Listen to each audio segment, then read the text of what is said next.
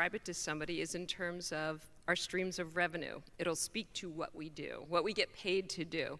We do absolutely no frontline or direct line service. We deal with people experiencing homelessness, but we don't deal with any people. We deal with agencies.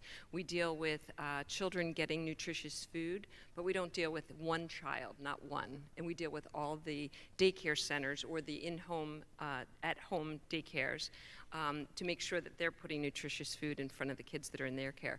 We deal with kids with special needs, but we do it through the provider that's offering care to the family. So it's a military, a Navy family that has a child with special needs, and it's a respite program. So we find a provider who has the skill set to serve their child, whatever their child's needs may be.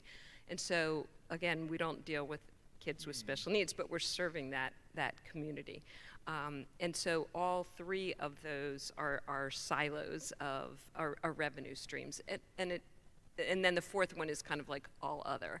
And that can actually be cumbersome at times. But those three, homelessness, healthy food for kids in daycare, and special needs, Navy families with a child with special needs.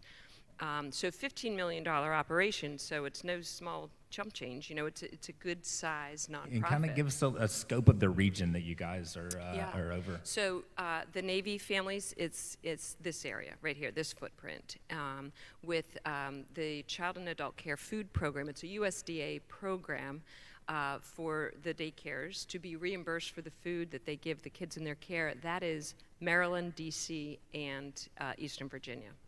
So that is a huge footprint, and all of our staff that do that, it's about 14 of them, they all work from home. They don't come into a main office. And so that has its own nuances, challenges, sure. And then everything with regard to the work with homeless is the Greater Hampton Roads area. Okay, yeah, no, that's fascinating.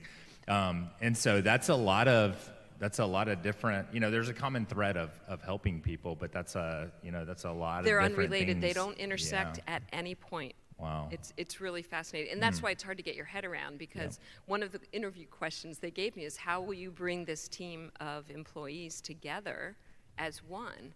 And so pulling, you know, tricks out of my hat, I was like, oh, we could do this, we could do that. And now that I'm here, you know, plus 10 months, I'm like, they don't work together. They work next to each other, you know?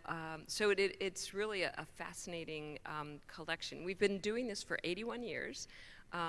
This is our 82nd year. And the history is that it just keeps evolving. And because the goal is to meet the community need. And of course that keeps evolving. So when you start in the 40s, you're dealing with World War II. Right?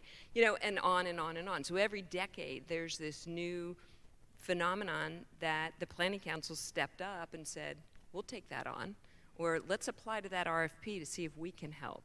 So it's a